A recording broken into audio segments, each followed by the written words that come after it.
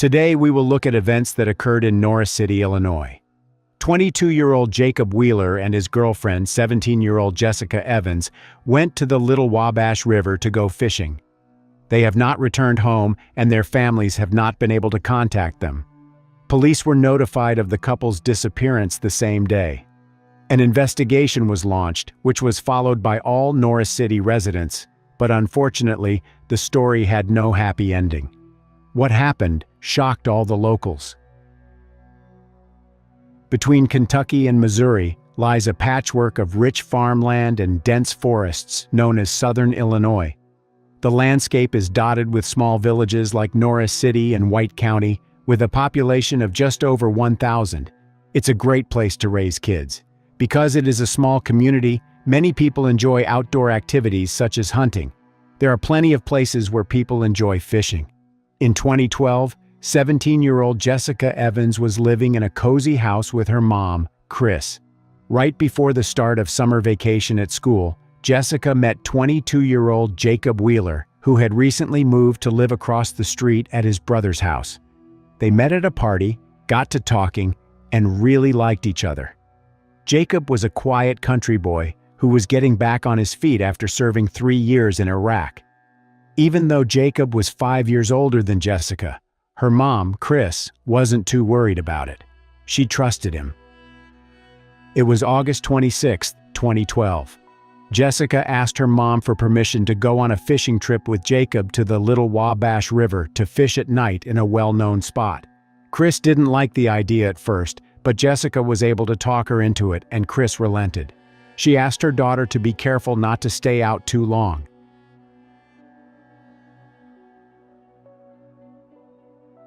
Jessica's older sister Megan and her son Miles lived on a neighboring street. The next day at 5 a.m., Megan had to go to work, and Jessica had to watch her son.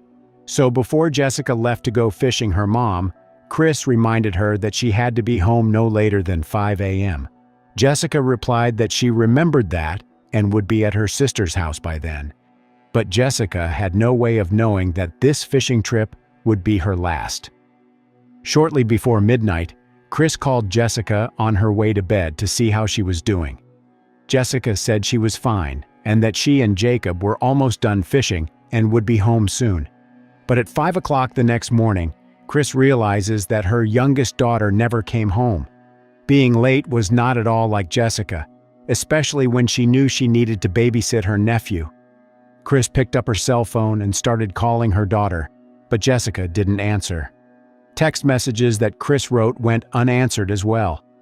Chris immediately realized that something was wrong. She was sure that if Jessica had a change of plans, she would have warned her. Chris went to Jacob's house, but his brother Jeremy said Jacob hadn't come home either. Jeremy wasn't worried because he knew Jacob could take care of himself. But by 9 a.m., Jessica's family was beginning to fear the worst. Chris thought Jacob's pickup might have broken down or they were stranded somewhere. Finally, after 12 hours with no sign of the couple, Chris calls the White County Sheriff's Office. Sheriff Doug Mayer was relaxing at home when he received a call Sunday night about the missing couple.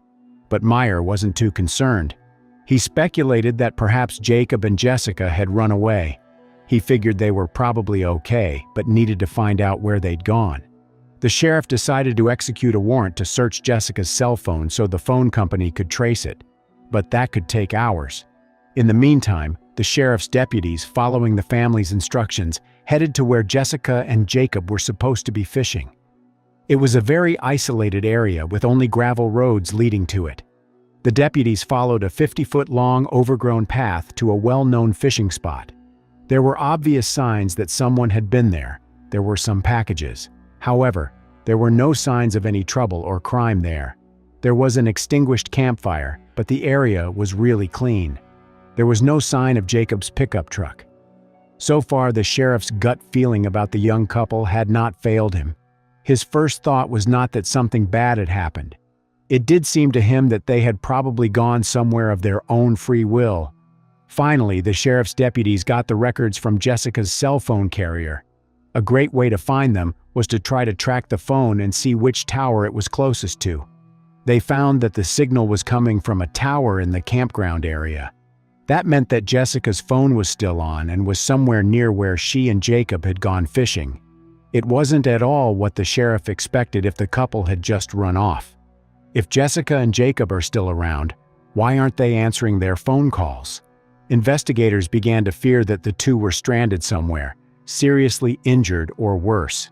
The news that Jessica and Jacob were missing spread quickly through Norris City, causing concern among the locals. Some thought maybe they'd just run away or something, but Chris was sure Jessica wouldn't do that. And when the sheriff's office learned that her cell phone was still in the area where the couple had gone night fishing, they had an uneasy feeling that something terrible had happened. At dawn the next day, officers from the White County Sheriff's Office returned to the fishing site along with neighboring law enforcement agencies and a platoon of volunteers. The search party set out to look for any sign of Jacob and Jessica. Their families also participated in the search. After 3 hours of searching, there were no results. Neither Jacob, Jessica, nor the pickup truck could be found yet. Even if something happened to Jacob and Jessica, the pickup had to be there. But what if they dumped the phones and ran away? If they did run away together, sooner or later they'd leave an electronic trail. The police checked their bank cards to see if there had been any payments, but there was no activity. While there was nothing of significance in the bank statements, one clue turned up in Jessica's phone records. Police knew about the midnight call from her mom, but apparently Jessica had another phone conversation immediately afterward. That was around 0:30 a.m. Sunday night. Investigators were able to determine who the number belonged to. Jessica was talking to a young man named Ron Wooderson. That name was familiar to the police because Ron had previously had some trouble with the law. So that in itself made the investigators suspicious that he might have had something to do with it. And so they decided that they needed to talk to Ron and determine exactly what that conversation was about. Sheriff's deputies met with him and asked him to recount the last time he spoke to Jessica. He eventually admitted to calling her in the middle of the night.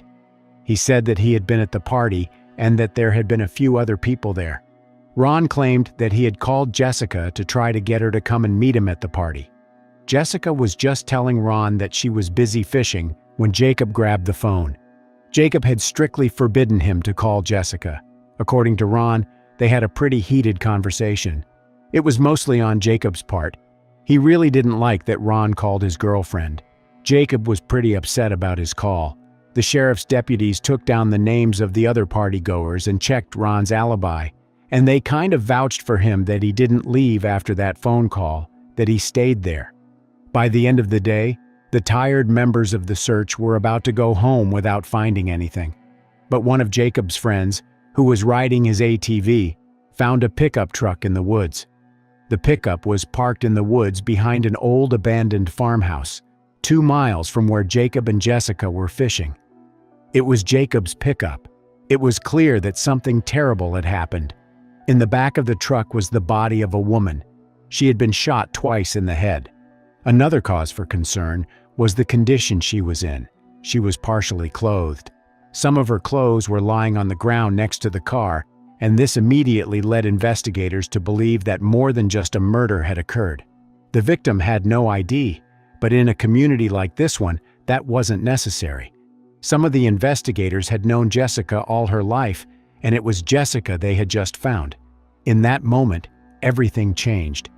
Nearly 36 hours after Jessica failed to show up to babysit her nephew, the sheriff's office found her shot to death in Jacob's abandoned pickup truck. She was wearing almost no clothes, leading to the obvious conclusions that she had had contact with a man before her death and that she was against it. If that was indeed the case, authorities hoped the coroner would be able to collect the perpetrator's DNA. Meanwhile, police officers scoured the area around the pickup truck for evidence, and they got lucky. There were 2 .22 caliber shell casings, so obviously it was consistent with the fact that Jessica had 2 head wounds. The 2 shell casings were found on the right side of the truck, next to a large bloodstain. So it was obvious that Jessica had been shot where the pickup truck was parked. Investigators began to examine Jacob's pickup truck. It was full of fishing gear and personal items, but the strangest thing was that Jacob wasn't there. The police officers got a clue when they looked inside the pickup truck. They found blood in the driver's side cab of the truck. Blood samples were sent for DNA testing. They needed to figure out who it belonged to, and they needed to find Jacob. The police couldn't help but wonder if Jacob was another victim or if he was the man who had shot Jessica. Police officers continued to comb the area trying to find Jacob. At that time, they had to consider him more as a suspect. It wasn't just the investigators who had doubts. There was a part of the community that believed Jacob had something to do with what happened to Jessica. Many speculated that Jacob, after years spent in the army, had been trained to take someone's life. Perhaps it was that late-night phone call from Ron that set Jacob off. Investigators began to worry about what kind of mood Jacob might have been in if he thought he was going to lose Jessica. The day after Jessica's body was discovered, the police obtained a search warrant for Jacob's brother's house, assuming he was hiding in the house. They found no sign of Jacob, but they did make an important discovery. Investigators noticed that one of the guns was missing from his collection. Jeremy, Jacob's brother, explained that this was no cause for alarm. His brother was simply taking precautions before a fishing trip. There was nothing unusual about it. Investigators became alarmed when they heard that the missing gun was a .22 caliber. That matched the shell casings found at the crime scene and therefore raised some concerns. But Jacob's family believed he was not involved in the crime. They were certain that Jacob would have sacrificed his own life to protect Jessica if she had been in danger. As the week passed, the search for Jacob Wheeler turned into a large-scale operation. Police officers from several counties formed search teams and took all possible measures to find him. Canine services were involved in the search, and an airplane was taken into the air for surveillance. The White County Crime Suppression Unit put up a reward of $2,000 for information that would lead to Jacob's capture and arrest. The cash reward generated some interest, and the sheriff's office began receiving calls with tips. One tip stood out from the rest. There was a report that Jacob had been seen at a gas station. An employee at the gas station, located 12 miles from where Jessica's body was found, reported that he believed Jacob had bought a pack of cigarettes Sunday night, about a day after he and Jessica disappeared. He was wearing a camouflage hooded sweatshirt. The gas station employee remembered that when the man pulled cash out of his wallet, there was also an ID card there, and it appeared to him that it was an ID card in the name of Jacob Wheeler.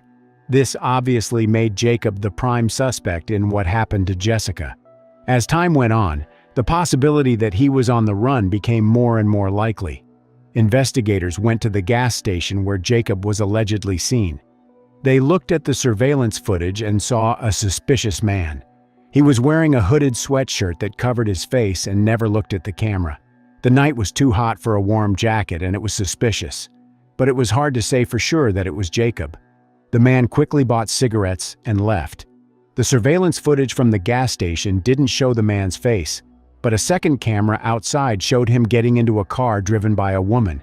It was a woman one of the sheriff's deputies recognized. They immediately drove to her house. The car they saw on the gas station's camera footage was parked near the house. While talking to investigators, the woman admitted to driving the man to the gas station, but said it was not Jacob Wheeler. She said it was her boyfriend. The moment they saw her boyfriend, it was a huge disappointment to them. It wasn't Jacob Wheeler. It was just someone who looked like him. The mystery man in the video is a dead end. All of the police's attention remained focused on Jacob. The detectives were convinced he was alive and suspected that his brother Jeremy was hiding him. They searched his house at night, trying to catch him off guard. But despite a second search, they found no signs that Jacob was at home after he disappeared. His brother and father were convinced that Jacob couldn't have taken Jessica's life. Harold Wheeler wanted to clear his son's name. It wasn't easy, because he was sure he was looking for Jacob's body, not himself. 6 days after the disappearance, Sheriff Meyer received a call from Jacob's father, Harold, saying that he had discovered something that everyone else had overlooked. He said he thought he saw some car parts in a wooded area just a quarter-mile from where Jacob and Jessica were camping. Investigators decided to check out this information and indeed found some car parts. These were parts that attached to the fenders of the pickup truck. In the area where they found these parts, there was damage to the trees, and it suggested that someone drove the pickup into the woods and drove between the trees, causing damage to the vehicle. But it certainly wasn't Jacob Wheeler's pickup truck. The investigators didn't know if the find was connected to the crime, but it was definitely of interest, and they had no other leads. One of the parts had a serial number on it. By checking it online, the police were able to determine exactly what kind of pickup truck it was. Again, in a small city, it's not hard to find where this truck might be located. One of the sheriff's deputies knew a man who drives a vehicle like this. It was Danny Costin, a 36-year-old electrician and White County native. But could he have been involved in such a violent crime? Danny had never been a troublemaker. He had no criminal record. He was a regular White County resident and easy to find. Investigators decided to go to Danny's workplace and talk to him. His pickup truck was parked in the parking lot. The truck had significant damage that matched the parts found in the woods. While the investigators scrutinized the pickup truck, Sheriff Meyer questioned Danny. He asked about the damage on his pickup truck. Danny explained that he had tried to fish on the Little Wabash River, but had trouble launching the boat because he was heavily intoxicated. He didn't remember most of the evening, but he did remember the date. It was the night Jacob and Jessica went fishing, and the time was about 1 a.m., and he said he never saw anyone else in that area of the river the whole time he was there. Meanwhile, investigators made an important discovery. They found quite a bit of blood in the back of Danny's pickup truck. He seemed surprised when they told him about it. The sheriff told Danny that if there was something he wanted to tell him, now would be a good time to do it. Danny stated that he was in the woods that night and saw Jacob shoot Jessica twice.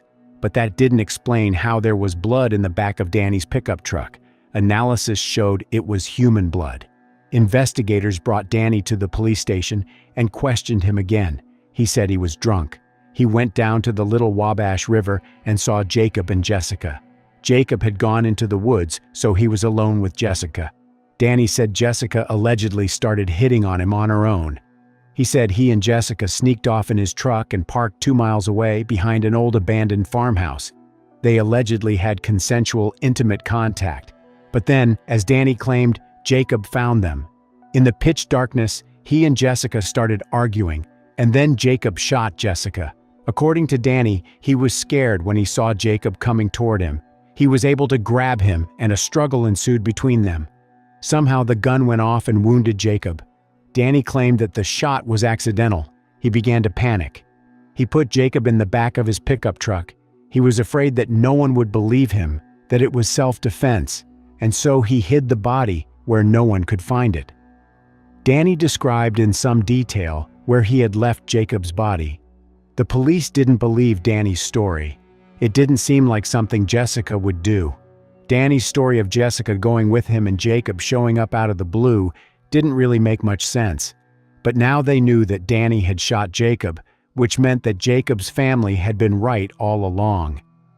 Danny Costin was arrested and taken to jail. At that time, the investigators went to the area where Danny said he had left Jacob's body.